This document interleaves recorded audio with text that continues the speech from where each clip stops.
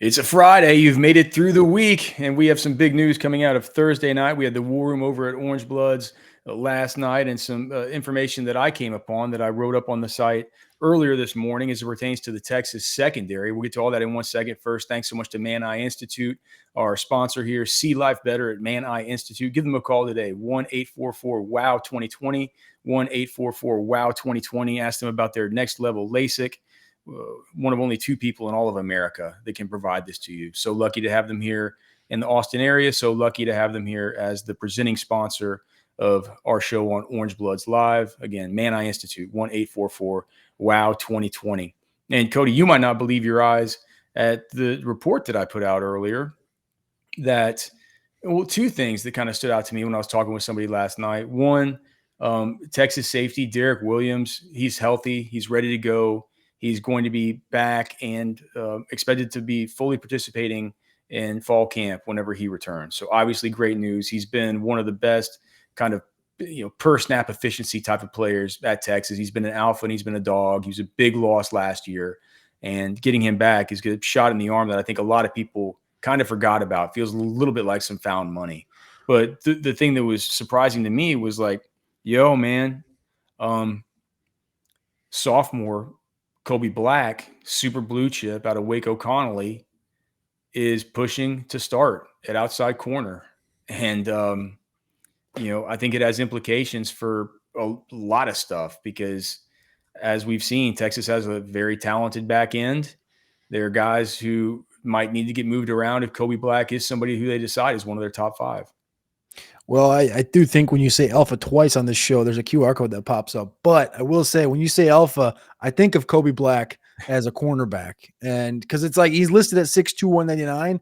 And we just got through with SEC Media Days and putting up our SEC polls and stuff. And I know Texas doesn't play Auburn specifically this season, but I think of those 2 big Auburn wide receivers, Cam Coleman, Eric Singleton to a certain extent, just like SEC wide receivers, and every school has them, but this is the type of guy that I envision you wanting to have on the opposite side, being long, being rangy, being a super blue chip, and having the gas to do it. So I think my instant thoughts are, well, this is why they call him a super blue chip, or Catch calls him a super blue chip, because in year 2, they should be taking that big step forward that, guys that are just a general 4-star or a high 3-star, it's like, hey, maybe, in the middle of year 2, he'll get it.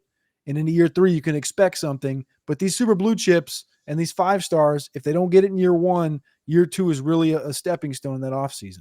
Kobe Black was a dancing in the streets type of prospect to land not last cycle, but whatever cycle. Was that last cycle? 24 cycle. So he's a sophomore, so it would have been the cycle before last. Just athletically super gifted, is just a total dog of a player. Like Cody said, another guy that just comes in and who's an alpha. And so what I was told is it was honestly Manny Muhammad who he was pushing, but the thing would be is like from what I gather. So they're trying to do the thing with Jalen Gilbo, where they kind of give him the Jahdae Barron treatment from last year, where he goes from playing the nickel corner, the star position, to now moving him outside to show NFL teams he has versatility to do both, right? It paid off in spades for Jahdae Barron. They wanted to do the same thing for Gilbo. If my understanding is if Kobe Black does kind of take the bull by the horns here and take this job, and who knows, like the first day of practice, he probably is not going to be out there with the ones, right? Like, I think it's going to be something where this continues to kind of be something that might be happening maybe while we're not out there. Maybe we'll see a little bit of it. We'll certainly report on it, but this is happening. He's pushing. And what the thought is that since Jalen Gilbo they already know that he can play star. They're not sure that they have another guy at outside corner right now who would be able to be better than either Black or Manny Muhammad. And you don't want Muhammad playing star, right? Mm-hmm. You don't want Black playing star. So the thought would be to get Jalen Gilbo back at star, let him play some at corner. They rotate these guys in. But then I started asking, well, what does that mean for Jelani McDonald? Because he's been playing star. Jelani McDonald last year, of course, played a lot of safety. We were interested in seeing him kind of move inside, get to play in the box a little bit, get to kind of knife off the edge a little bit, but also do what he does on the back end. That's kind of what you do with that star position. It's the position that was, Saban made it famous with guys like Minka Fitzpatrick. These guys are they're all over the place. That was a super exciting prospect and could still be to see Jelani McDonald in that kind of role, but obviously he plays safety. So you can move him back there, even with Derek Williams coming back and him being a stud, Michael Taft being a stud as well. If you look at what happened last year, you had you just had so I went back and I looked at the platoons of the safety guys. So Michael Taft and Makuba, those two guys, those specific two guys were on the field 37.62% of the time. Taft and McDonald were on the field together 26.87% of the time. Makuba and McDonald were on the field together 12% of the time. Derek Williams and McDonald. Now, Derek Williams, I believe, got hurt versus UTSA. Was it UTSA? It was early on. They were on the field together 5% of the time. Taft and Derek Williams were on the field together 6% of the time. Makuba and Derek Williams 4% of the time. And then you got the backups like JJR and McDonald 3% of the time. Michael Taft and JJR 2.5% of the time. Phil Simi and JJR 1.7% of the time. So it's kind of at the top, right? You got the guys that are Taft was in there a whole lot, right? These top two platoons at 36.2% with him and Makuba, 26.8% with him and McDonald. But had Williams had stayed healthy, we would have likely seen that not be quite as big a difference between the kind of the top three platoons between 38%, 26%, and 12%. It probably would have been more like something like 25%, 20%, 18%, something like that. And that's, I think, how it would be with McDonald, with Derek Williams, and with Michael Taft. First team All SEC Michael Taft preseason, by the way, via the votes of the media.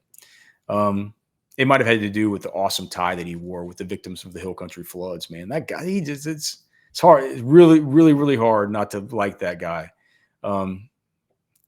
Regardless, I think it's interesting, and none of it'll matter if this whole thing with Kobe Black isn't set to come to fruition. But I find it very interesting that Texas right now has a real rich person problem on its hands with saying we got all these DBs. We have this one young super blue chip stud that's pushing, and he's pushing hard. And I just think it says a lot about the defense and about what Sark's built and what they're kind of continuing to do in recruiting, that you have these rich folk problems. It says a lot for not only what Sark's doing, but also a lot for a guy like Kobe. It says a lot for Kobe Black. He's doing the thing that guys like him have been recruited to do. And like you said earlier, Cody, it's like by that sophomore year, it's time to get in the football game. I would say the only other thought I have as we enter towards the season being practice is going to be 10 days away. I mean, we're like literally closing in, it feels like, on game one against Ohio State. And that game one against Ohio State is in everybody on that back end's mouth because they felt like they had a good game plan for Jeremiah Smith. And what Jeremiah Smith didn't experience in that game was a 6'2", 200-pound cornerback that can play aggressive with him.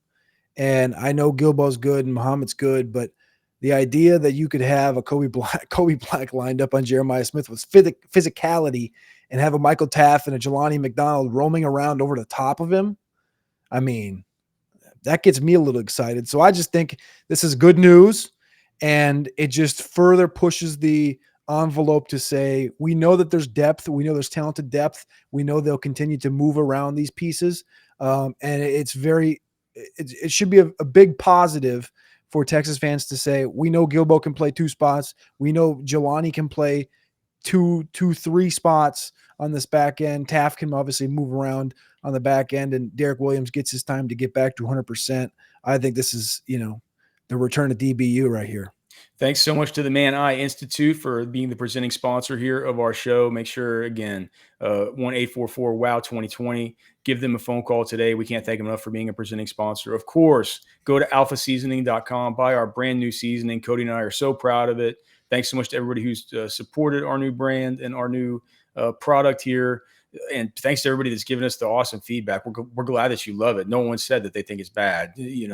Everybody said that they think it's awesome. So that's alphaseasoning.com, ALPHA seasoning.com. Check it out. Let us know what you think. And look, it's the weekend. We of course have to say, get into Texas Beef Traders. You get 10% off when you tell them that you heard about them here on Orange Bloods Live, right there in the heart of Lakeway, Loman's Crossing and 620. Get in there, go have some beers with Darren, go have some fun. And of course, we couldn't send you off into the weekend without reminding you that a great company in Poncho Outdoors just yesterday with their Hill Country collection of shirts. They donated not just the profits from the sale of those shirts, but everything that they, like all the money that came in from every shirt that they sold. The 6 shirts that are named after the different Hill Country locations, almost $300,000 that they sent to the victims of the flooding. So they've been a great sponsor of ours. We love their clothes. We wear them all the time. Of course, the show is brought to you by Man Eye Institute. We would not be able to do it without the Man Eye Institute, but these are great extra sponsors: alphaseasoning.com, Texas Beef Traders, and our great friends over at Poncho Outdoors.